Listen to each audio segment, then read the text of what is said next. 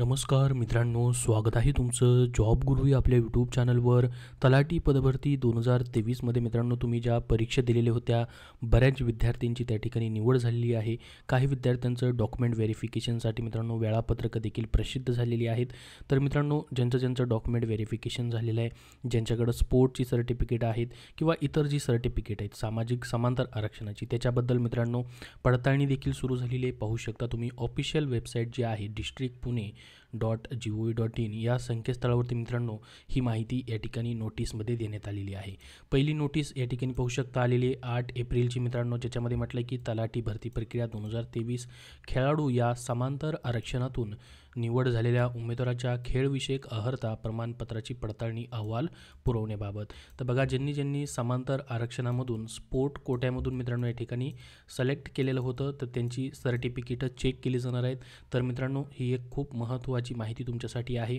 अशा पद्धतीने मित्रांनो या ठिकाणी ही सर्टिफिकेशन चेक चालू झालेलं आहे, जे की स्पोर्ट्स पर्सनसाठी आहे. याच्यामध्ये मित्रांनो पाहू शकता प्रति आयुक्त जे आहेत क्रीडा व युवक संचालनालय महाराष्ट्र राज्य पुणे यांना मित्रांनो हे पत्र पाठवण्यात आलेलं आहे. यामध्ये ज्यांची सर्टिफिकेटची या ठिकाणी त्यांनी माहिती दिलेली आहे, त्यांची नावं आहेत पहा.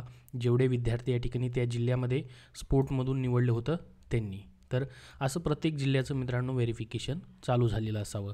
तर याच्यामध्ये मित्रांनो पाहू शकता त्यांनी म्हटलं आहे की TCS कंपनीमार्फत या ठिकाणी ऑनलाईन परीक्षा घेण्यात आलेली होती.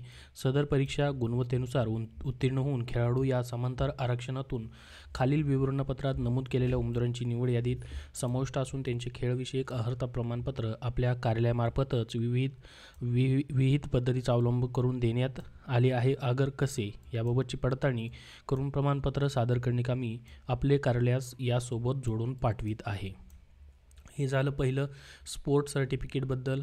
त्यानंतर मित्रांनो पहा, दुसरा अजून या ठिकाणी एक पत्र आहे 15 एप्रिल 2024चं, जे की मित्रांनो सहसंचालक कौशल्य विकास रोजगार व उद्योजकता मार्गदर्शन अधिकारी संपूर्ण जिल्ह्यांना पाठवलेले. पहा, तलाठी पदभरती प्रक्रिया 2023 याच्यामध्ये अंशकालीन उमेदवार म्हणून काम केलेल्या व रोजगार व मार्गदर्शन केंद्रामध्ये या अनुभवाची नोंद पडताळणी करण्याबाबत मित्रांनो या ठिकाणी आहे.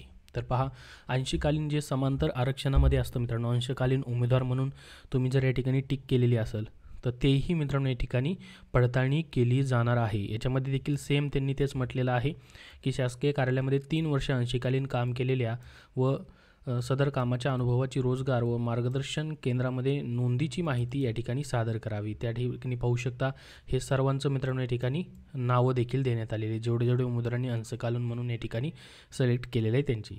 तर माहिती जी आहे 8 दिवसात सादर करण्यासाठी मित्रांनो या ठिकाणी सांगण्यात आलेलं आहे. त्याच्यानंतर पुढं अजून मित्रांनो अंशकालीन समांतर आरक्षणाबद्दल आहे. अजून या ठिकाणी पाहू शकता हे संपूर्ण जे आहेत मित्रांनो तहसीलदार त्यांना देखील पाठवण्यात आलेले पाहू शकता. या ठिकाणी तहसीलदार कार्यालयांना देखील पाठवण्यात आलेलं आहे. 8 दिवसामध्ये या ठिकाणी ही माहिती मागवलेली आहे. तर तलाठी पदभरतीबद्दलची अशा पद्धतीने प्रत्येक जिल्ह्याचं मित्रांनो व्हेरिफिकेशन जे आहे ते चालू झालेलं आहे. ज्यांनी अर्ज केलेले होते त्यांच्यासाठीचं आणि ज्यांचं नाव आहे सिलेक्ट झालेले त्यांच्यासाठी मित्रांनो. तर ही प्रत्येक जिल्ह्याच्या वेबसाईटवरती तुम्हाला माहिती देखील मित्रांनो पाहता येईल. तुम्ही ज्या जिल्ह्यामध्ये अप्लाय केले त्या ठिकाणी ही पुणे जिल्ह्याची सध्या माहिती जी आहे ठिकाणी प्रसिद्ध झालेली आहे. या व्यतिरिक्त अजून तलाठी पदभरतीबद्दल जे पण अपडेट येतील मित्रांनो ऑफिशियल वेबसाईटवरती ते तुमच्यापर्यंत पोहोचवले जातील.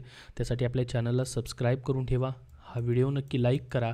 त्याचबरोबर मित्रांनो शेअर करा आणि तुमचे काही प्रश्न असतील तर कमेंट बॉक्समध्ये कमेंट करून नक्की विचारा. धन्यवाद.